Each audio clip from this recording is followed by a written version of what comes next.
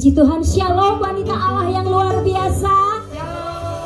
Puji Tuhan, kita bertemu kembali dalam ibadah online WPI Korda Jabar. Hari ini adalah hari yang luar biasa. Puji Tuhan, mari kita mau siapkan hati kita. Kita percaya Allah kita, Allah Yehova Syama, Dia Maha Hadir dimanapun kita berada. Dia tetap ada ketika kita datang menyembah Tuhan. Haleluya. Ku menyembah dalam kudus hadirat-Mu. Haleluya. Kami mengundang kehadiran-Mu untuk melawat setiap kami dimanapun kami berada saat ini Tuhan. Haleluya.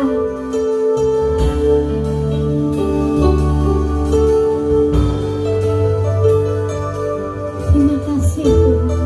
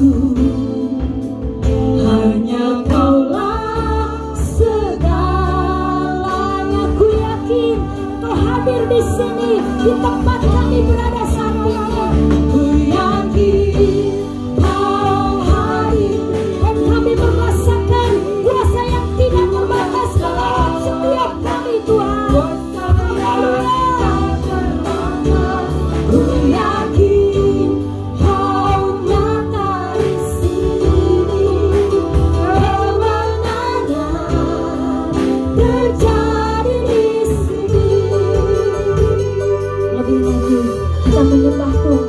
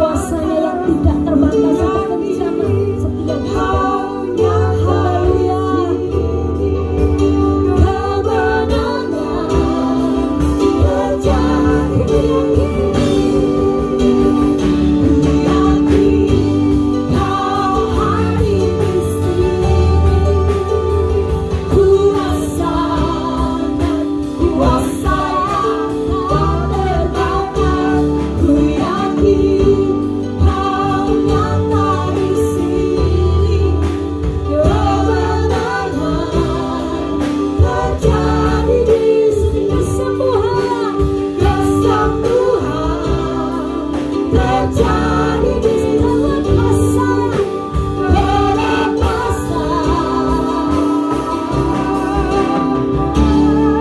terjadi di sini.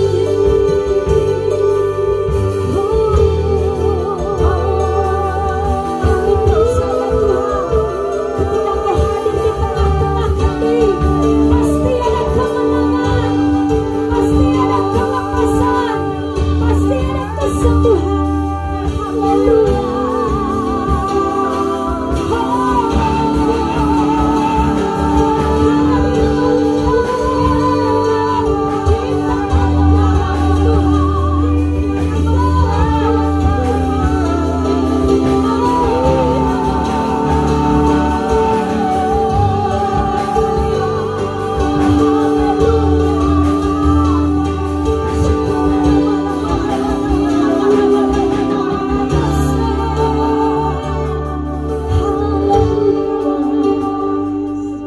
Terima kasih Tuhan, kami percaya Engkau sudah hadir di tempat dimanapun kami berada sekarang.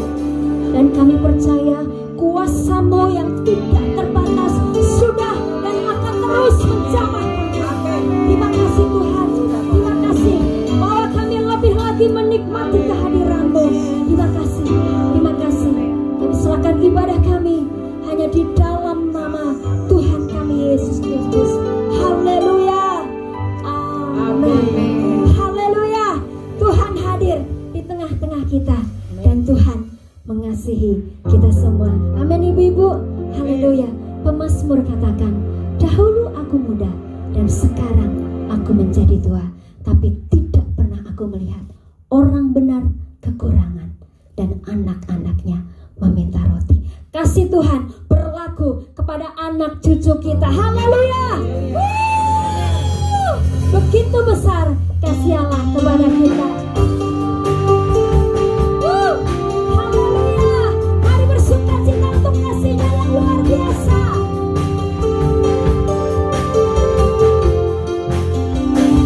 Begitu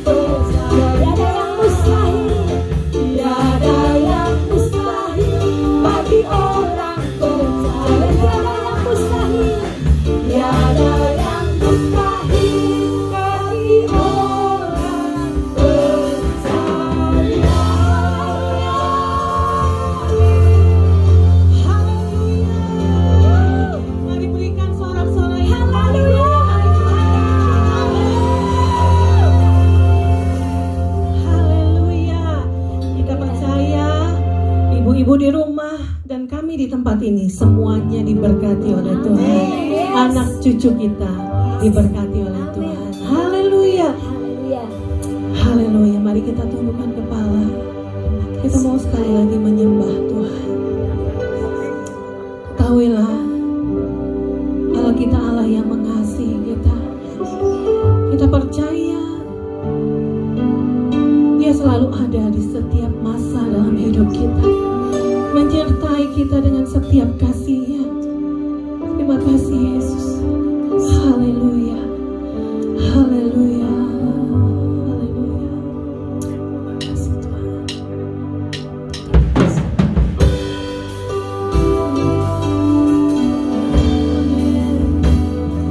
Kami percaya janji-Mu ya dan amin Tuhan. Tiada yang seperti Engkau yang begitu mengasihi kami setiap anak-anak-Mu. Haleluya. Mari pujikan bersama-sama. Tiada yang seperti Engkau, begitu mengasihiku. Kau Tuhan sanggup menjawab seru doaku. Katakan bersama-sama. Tiada yang seperti Engkau, begitu mengasihiku. Kau Tuhan sanggup melawan seluruh kehidupan. Mari angkat kedua tanganmu di hadapan Tuhan. Katakan, Tuhanku ajar, Kau turun tangan, memulihkanku. Aku percaya Tuhanku dahsyat, Kau turun tangan, memberkatiku.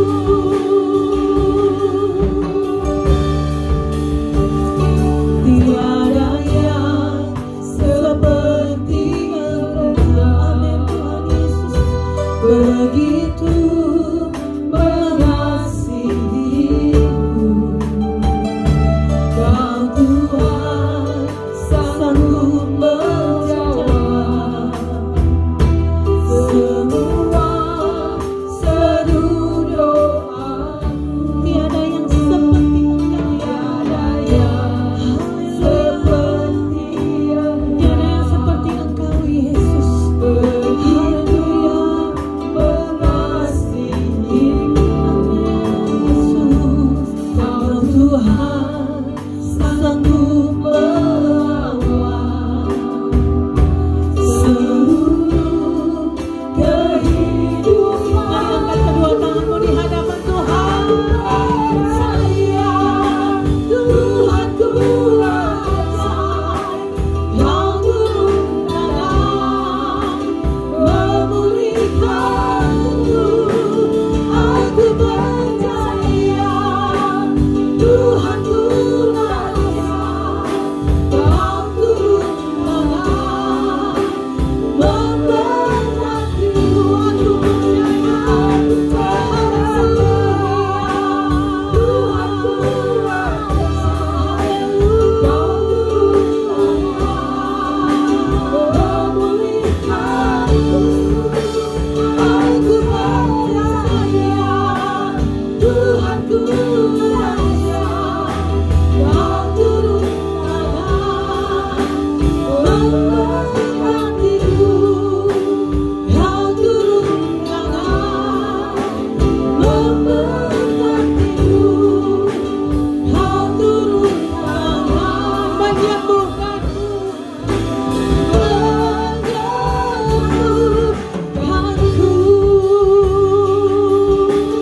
Haleluya.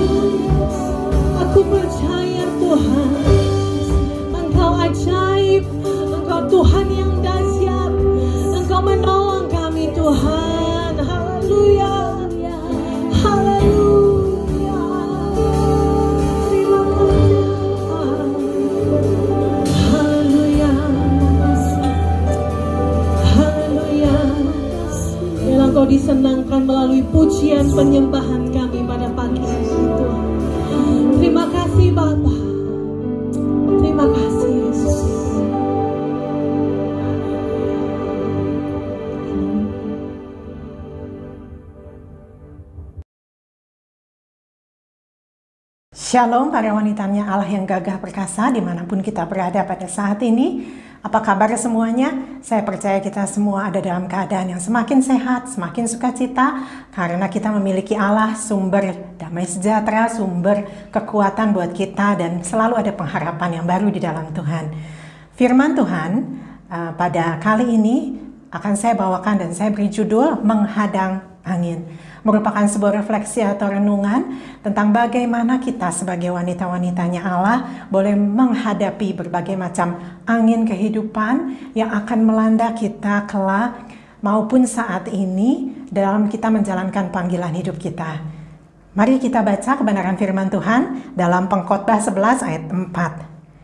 Saya ingin agar kita semua saat ini, saudara sekalian, membaca bersama-sama dengan saya dengan suara yang nyaring. Walaupun ini merupakan YouTube dan kita berada dimanapun kita berada, baik di rumah, di kantor, di tempat pekerjaan kita, dimanapun, mari kita baca bersama-sama.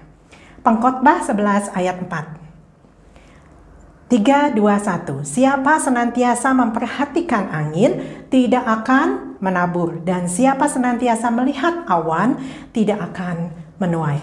Saya bacakan sekali lagi. Siapa senantiasa memperhatikan angin tidak akan menabur, dan siapa senantiasa melihat awan tidak akan menuai. Amin. Demikian firman Tuhan. Mari kita berdoa. Bapa, kami memuji kebesaran-Mu Tuhan, karena Engkau adalah Allah yang agung dan mulia dalam kehidupan kami. Engkau menciptakan kami Tuhan sebagai wanita-wanitanya Allah, bukan yang biasa-biasa, tetapi kami adalah penolong yang tunduk kepada suami kami. Kami adalah seorang yang penolong yang gagah perkasa untuk anak-anak kami juga. Kami merupakan pasangan yang sepadan untuk pasangan hidup kami.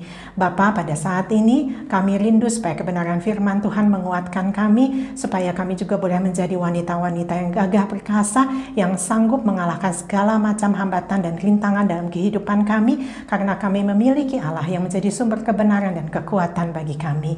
Berkati kebenaran firman Tuhan saat ini Tuhan, urapi hamba-Mu dari ujung rambut hingga ujung kaki, biarlah hanya kebenaran firman Tuhan yang dinyatakan pada saat ini dan kemuliaan Tuhan yang terjadi atas kami. Terima kasih Bapa, dalam nama Tuhan Yesus kami berdoa dan mengucap syukur. Amin. Ladies, saya panggil ladies ya, karena kita semua kebanyakan perempuan yang hadir di sini. Ini adalah ibadah WBI. Beberapa puluh tahun yang lalu ketika saya masih remaja, saya memiliki sebuah hobi. Nah, apa itu hobinya kira-kira? Hobi saya adalah menonton televisi, salah satu di antaranya itu ya. Dan siaran televisi zaman dulu tidak seperti zaman sekarang. Dulu channelnya hanya ada satu, tentu saja, Televisi Republik Indonesia, itu doang.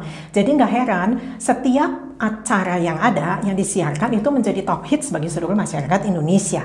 Ya, mungkin di antara kita yang seumuran dengan saya dan di atas angkatan saya masih ingat ya program-program acaranya.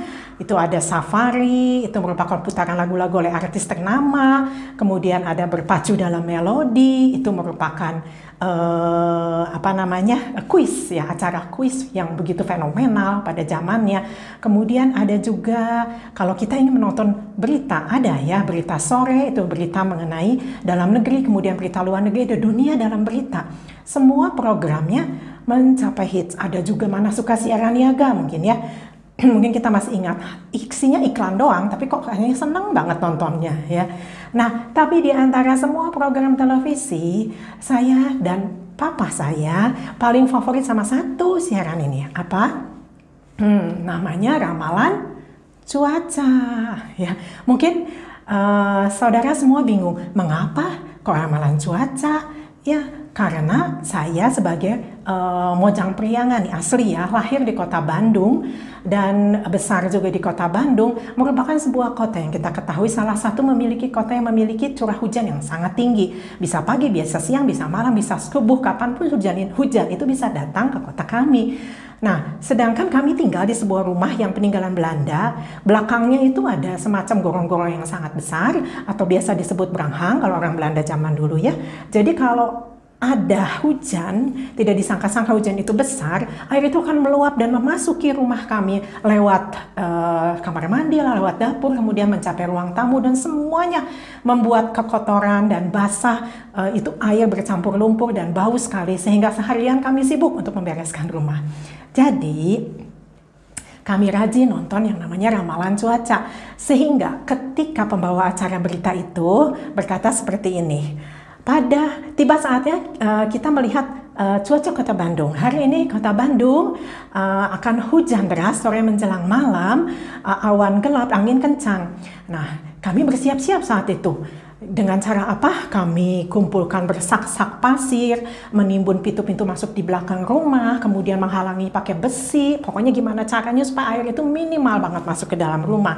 Dan beberapa kali acara ini berhasil untuk kami. Ketika pembawa acara itu bicara seperti itu, cepat-cepat kami bersiap-siap. Tetapi apa yang terjadi, saudara? Ternyata, ladies, hujan itu tidak turun. Bahkan cuaca itu sangat cerah dan kami benar-benar sudah mempersiapkan segala sesuatunya, tapi hujan tidak turun. Tetapi sebaliknya ketika pembawa acara itu berkata seperti ini, hari ini cuaca di Kota Bandung cerah sekali. Wah, angin sepoi-sepoi, udaranya nikmat. Silahkan menikmati, selamat menikmati acara Anda bersama dengan keluarga. Kami tidak siap-siap dong ya, ladies. Jadi tiba-tiba tidak lama kemudian angin itu mulai kencang, awan mulai gelap, mendung, tiba-tiba hujan. Hujan itu tidak terbendung turun ke atas Kota Bandung, bahkan bukan hujan biasa tapi hujan angin, bahkan hujan es pernah turun di Kota Bandung dan kami tidak prepare. Ya, sehingga rumah kami kebanjiran kembali. Nah, saya mau bertanya kepada para lady saat ini, apakah di antara saudara pernah ada beberapa kali yang pernah membatalkan acara di gereja misalkan yang saudara mungkin anggap kurang penting atau setengah penting hanya karena saudara melihat di luar itu cuaca sepertinya tidak mendukung, kok kayaknya mendung gitu, bakalan ada hujan, jadi udah lebih baik saya nggak pergi ke gereja. Akhirnya kita benar-benar tidak pergi ke gereja bukan karena hujan itu benar-benar turun, tetapi hanya karena kita takut bahwa hujan itu akan turun. Melalui cerita di atas, apa yang dapat kita ambil, pelajaran yang dapat kita ambil. Ladies, ternyata pikiran manusia itu seringkali salah. Seringkali kita tidak melakukan apa yang Tuhan mau dalam hidup kita hanya karena kita merasa bahwa sesuatu yang buruk akan menimpa kita di kemudian hari. Bukan karena sesuatu yang buruk itu benar-benar terjadi. Ya, di sini kita ambil pelajaran bahwa musuh kita, yaitu iblis, tidak perlu menyerang kita secara tubuh jasmani. Dia hanya perlu menyerang pikiran kita. Dia menakut-nakuti kita, membuat kita khawatir, sehingga kita ragu-ragu untuk menjalankan panggilan Tuhan dalam kehidupan kita. Pesan Salomo saat ini, jangan lihat-lihat angin. Kalau kita senantiasa melihat awan, kita tidak akan pernah menabur dan kita tidak akan pernah menuai. Mari kita belajar dari para murid Tuhan yang ketika dia melayani bersama dengan Tuhan Yesus, mereka menghadapi sebuah cobaan berupa angin, bukan angin yang biasa tapi angin sakal, yaitu angin ribut. Kita baca kebenaran firman Tuhan bersama-sama ya. Mari kita lihat kebenaran firman Tuhan dalam Matius 14 ayat 22 hingga 33. Matius 14 ayat 22 hingga 33. Saya akan bagi pembacaan firman Tuhan ini, satu perikop ini menjadi 3 bagian supaya para lady semua di sini bisa lebih mengerti poin demi poin kebenaran firman Tuhan. Saya bacakan dulu ayat 22 hingga 24. Mari kita simak bersama-sama. Sesudah itu, Yesus segera memerintahkan murid-muridnya naik ke perahu dan mendahuluinya ke seberang. Sementara itu, ia menyuruh orang banyak pulang. Dan setelah orang banyak itu disuruhnya pulang, Yesus naik ke atas bukit untuk berdoa seorang diri. Ketika hari sudah malam, ia sendirian di situ. Perahu murid-muridnya sudah beberapa mil jauhnya dari pantai dan diombang-ambingkan gelombang karena angin sakal. Hari itu para murid sibuk membantu gurunya ya Tuhan Yesus dalam melayani banyak orang, karena dalam perikop sebelumnya kita bisa baca Tuhan Yesus pada hari itu habis melayani 5.000 orang, memberi makan 5.000 orang, sebuah peristiwa yang cukup fenomenal. Dan ketika hari menjelang malam, mereka harus kembali pindah ke sebuah kota di seberang Danau Galilea itu, yaitu sebuah kota di Betania sana. Jadi Tuhan Yesus menyuruh para murid untuk duluan berangkat dengan menggunakan perahu. Sementara Tuhan Yesus katakan, nanti saya nyusul, saya diam dulu di sini. Nah, murid-murid ketika itu saya tanya kepada para ladies semua yang mendengarkan, kira-kira murid-murid akan tahu nggak ketika Tuhan Yesus menyuruh mereka duluan pergi ke seberang, kelak mereka di tengah perjalanan akan menghadapi yang namanya angin sakal. Mungkin di antara ladies semua di sini ada yang menjawab, oh nggak tahu lah ya, oh tahu lah ya. Para murid saya katakan pasti sangat tahu, sangat mengerti. Kenapa? Karena murid-murid Tuhan itu adalah mantan para nelayan. Sebelum Tuhan memanggil mereka menjadi penjala manusia, mereka sebelumnya penjala ikan. Sebagai nelayan yang puluhan tahun di bidangnya, mereka tentu saja sangat ahli dan sangat ekspert di membaca yang namanya arah angin dan awan. Ketika mereka melihat, wah ini anginnya udah kencang banget ini, awannya udah mulai gelap, sepertinya ini akan ada angin sakal. Tapi apa yang terjadi? Apakah murid Tuhan Yesus melawan? Kemudian mereka katakan, nggak mau Tuhan, masa Tuhan menyuruh saya, nanti kami semua di perjalanan terhambat dan sebagainya. Nggak ya. Tapi murid-murid taat tanpa bertanya-tanya kepada Tuhan Yesus, mereka jalani apa yang Tuhan suruh bagi mereka. Pelajaran apa yang didapat?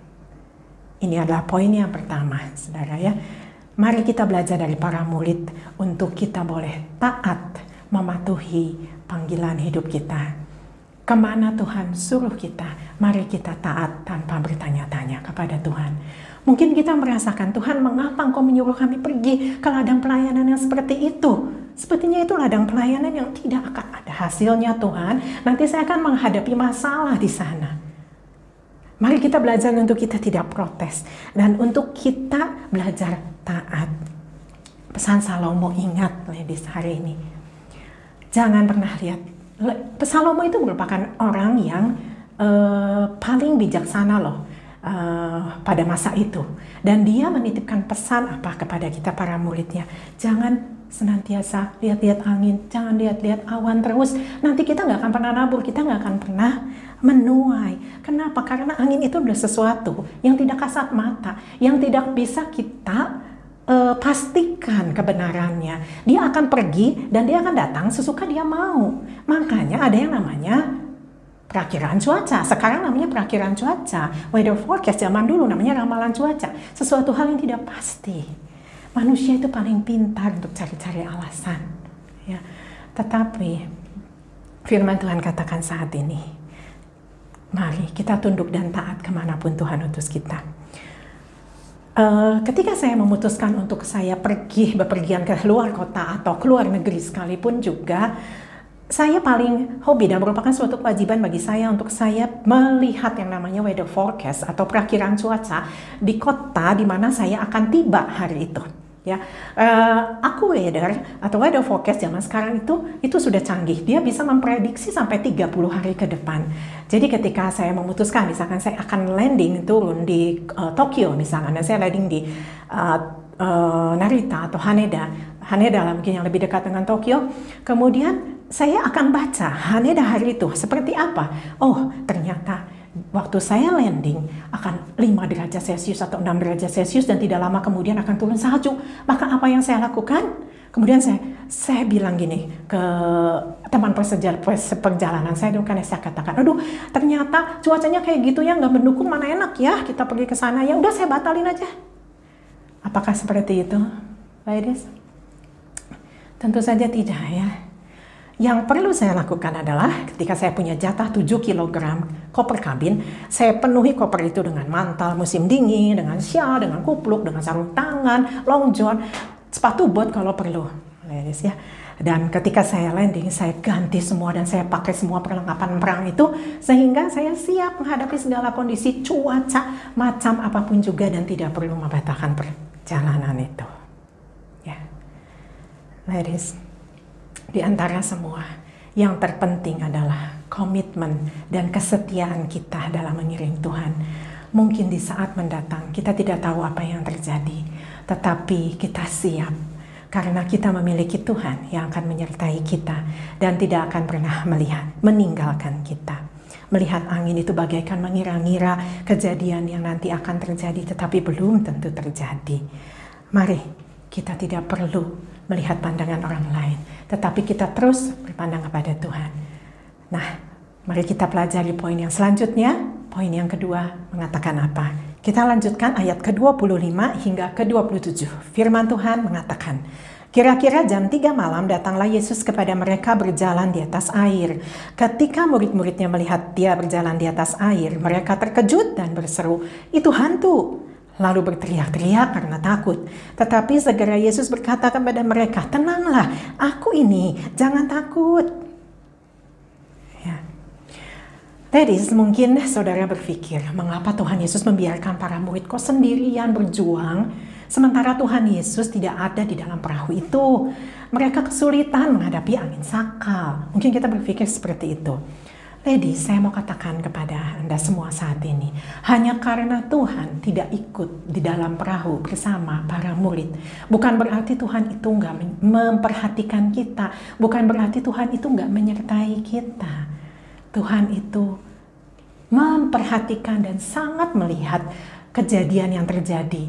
Tuhan itu ada di mana? Dikatakan dalam ayat sebelumnya, dikatakan bahwa Tuhan itu naik ke atas bukit. Apa yang dia lakukan? Tuhan Yesus berdoa, dan pasti berdoa untuk para muridnya. Sebagai bukti bahwa dia memperhatikan bahwa para muridnya kena kesulitan, yaitu Yesus datang pada jam 3 pagi loh. Malam menjelang subuh dia datang dan dia menghampiri, dia melihat muridnya kesulitan di tengah angin sakal, dan dia datang. Poin yang kedua yang perlu kita pelajari, bahwa Tuhan Yesus itu selalu hadir dalam hidup kita, bahkan di saat terburuk kita sekalipun juga dia ada dalam kehidupan kita. Bahkan ketika waktu itu para murid sudah dihampiri oleh Tuhan Yesus, dikatakan dalam ayat berikutnya, murid-murid Tuhan Yesus itu bukannya gembira, tetapi mereka berteriak ketakutan. Mereka katakan apa seperti ini, "Itu hantu, hantu." Ya, mungkin kita mau tertawakan murid Yesus, gimana sih, masa nggak kenal sama gurunya sendiri? Tapi kalau kita mendalami lebih dalam dan kita lihat sedikit mitos dalam bangsa Yahudi saat itu, mereka itu dalam mitologi Yahudi, mereka mempercayai bahwa kesulitan hidup mereka, musibah, bencana, seperti misalnya kali itu mereka sedang menghadapi yang namanya angin badai, itu disebabkan oleh karena kuasa kegelapan yang menyerang mereka. Mereka pikir seperti itu. Makanya ketika itu jam 3 pagi kita bisa bayangkan gelap gulita, di luar angin kencang, pastilah gelap dan mungkin kabut turun dan jarak pandang itu sangat dekat. Mereka tidak menyangka bahwa itu Yesus. Dalam pikiran mereka, karena mereka diserang bencana, mereka merasa bahwa itu adalah hantu. Karena itu mereka berteriak, "Itu hantu." Pelajaran apa yang bisa kita dapat, ladies? Di sini kita mendapati pelajaran bahwa pikiran manusia seringkali salah, ya ladies ya. Kita mungkin menyangka bahwa segala kesulitan, masalah, pergumulan hidup, angin kencang yang melanda hidup kita itu semata-mata adalah karena ada kuasa kegelapan yang menyerang kita. Belum tentu karena kuasa kegelapan, ladies, tetapi di atas semuanya itu Tuhan membuktikan bahwa Dia ingin menyatakan kemuliaannya di tengah-tengah kita. Tuhan Yesus hadir di saat-saat yang terburuk dalam hidup kita. Tuhan Yesus hadir ketika Lazarus sudah mati 4 hari lamanya, dan Maria dan Marta mungkin merasakan, "Yesus, Engkau telat datang, ini masa kehidupan kami yang paling buruk, sudah yang terburuk yang terjadi, tapi Tuhan datang."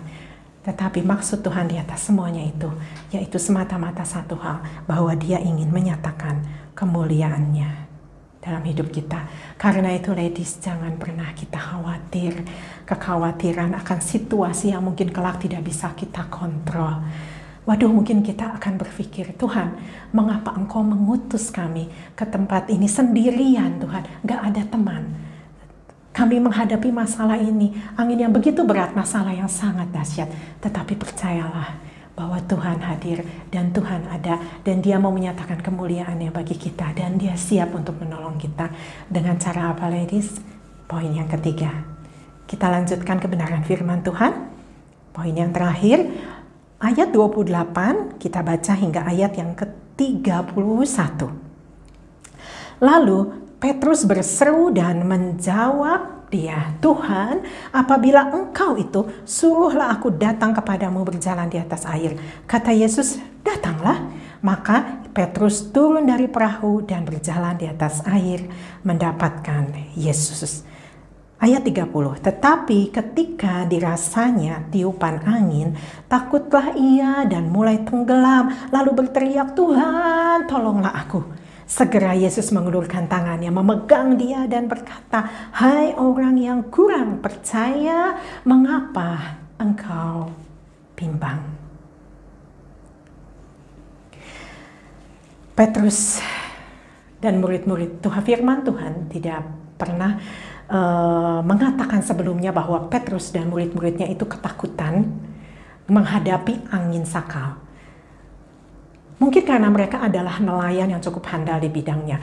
Firman Tuhan menulis bahwa mereka itu baru takut ketika melihat yang namanya sosok menghampiri mereka yang dikira itu hantu. Nah, tetapi para murid mulai kewalahan karena begitu banyaknya angin sakal yang melanda mereka. Dan ketika Tuhan datang ke sana, Petrus melihat dan menyadari itu Tuhan Yesus, dan dia berseru, dia bertanya, Tuhan, kalau engkau itu, suruhlah aku datang kepadamu. Biarlah aku berjalan di atas air. Kemudian Yesus jawab apa? Datanglah. Come to me. Datanglah. Akhirnya dengan aktif, Petrus melangkah dengan imannya, satu demi satu dia berjalan menghampiri Tuhannya. Tetapi sayangnya, ladies, Petrus melakukan suatu kesalahan yang fatal. Pada mulanya dia begitu punya iman yang percaya, angin yang ada di sekelilingnya itu tidak mampu menahan dia terus berada ketakutan dalam perahu, enggak.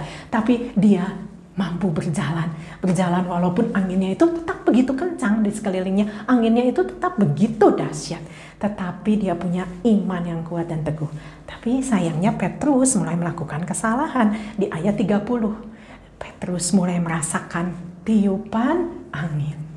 Nah, di sini kita belajar bahwa Petrus itu mulai mengubah fokusnya yang dari tadinya memandang Tuhan, tetapi dia mulai memandang angin di sekelilingnya.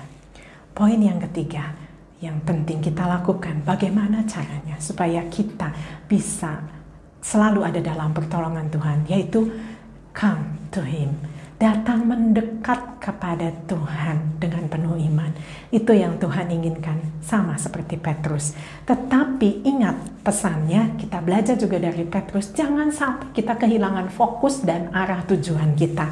Situasi dan kondisi di sekeliling kita, ladies, mungkin tidak menjadi lebih baik ketika kita mulai dengan sungguh-sungguh melangkah dengan iman, mendekat dan semakin mendekat dengan Tuhan.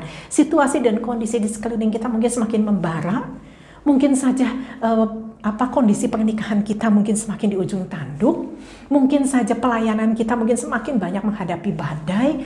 Mungkin kita merasakan bahwa aduh, ini bidang pelayanan yang sungguh-sungguh berat untuk saya jalani. Saya tidak bisa bekerja sama dengan orang-orang di sekeliling saya. Tetapi ingat, fokus pandangan kita tidak boleh berubah. Kita harus mandang terus pada Tuhan. Jangan sampai kita lihat keadaan di sekeliling kita. Jangan kita lihat angin. Jangan kita lihat awan. Jangan kita lihat masalah. Ketika kita mulai lihat angin, kita lihat awan. Ketika kita mulai melihat masalah kita, disitulah kita mulai kehilangan fokus kita. Dan ketika kita kehilangan fokus, kita akan semakin tenggelam dengan masalah kita. Tetapi biarlah kita mendekat kepada Tuhan dan pandang terus kepada Dia. Jangan pandang pandangan orang lain, tetapi pandang terus pada Tuhan. Bukankah ada lagu zaman dulu yang sangat terkenal dan sungguh-sungguh itu menjadi nyata dalam kehidupan kita. Pandang terus padanya, jangan menoleh, jalan terus.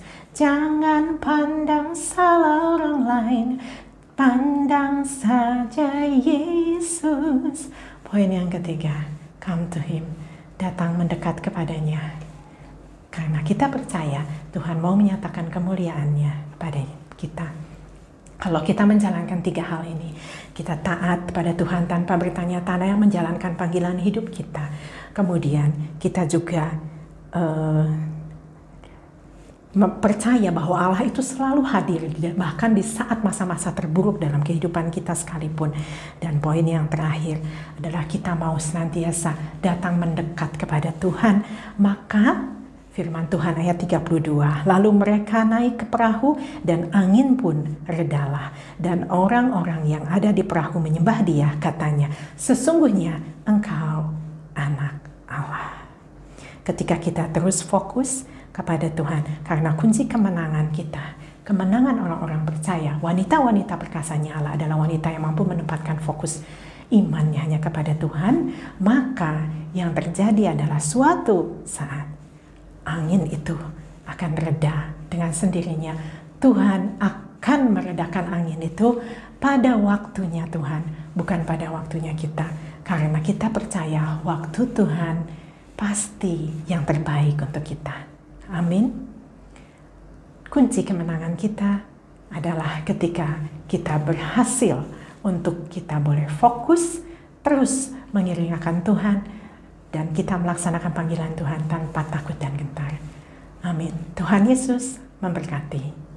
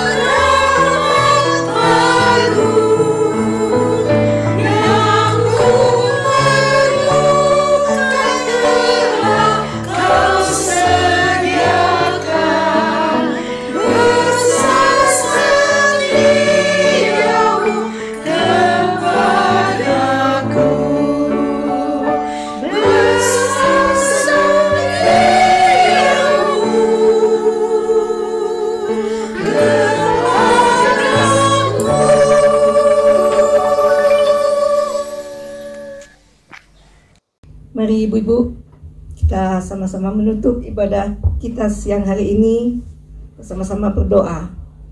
Bapa di dalam kerajaan surga Tuhan Yesus, terima kasih kami sudah melakukan ibadah untuk seluruh WBI Korda Jabar saat ini Tuhan. Kami menyerahkan setiap pribadi kami masing-masing ke dalam tangan-Mu. Kami percaya Tuhan Yesus, pengurapan Tuhan turun atas kami.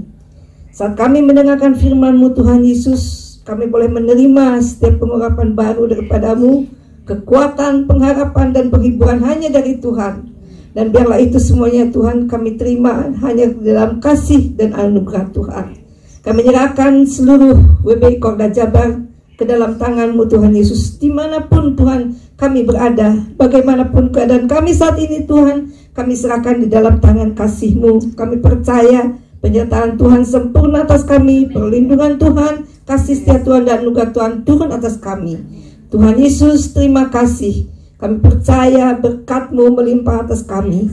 Apa yang dijadikan usaha dan pekerjaan kami, Tuhan berkati. Kami juga, Tuhan, ada di dalam kasih dan anugerah Tuhan. Engkau tidak pernah meninggalkan kami. Engkau selalu memimpin dan menyertai kami, Tuhan Yesus. Maka damai sejahtera daripada Tuhan, kasih dan anugerah, penyertaan Tuhan yang sempurna, persekutuannya bersama dengan Roh Kudus memimpin dan menyertai kami selalu. Di dalam nama Yesus kami berdoa dan mengucap syukur.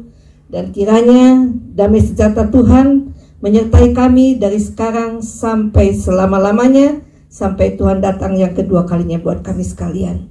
Amin.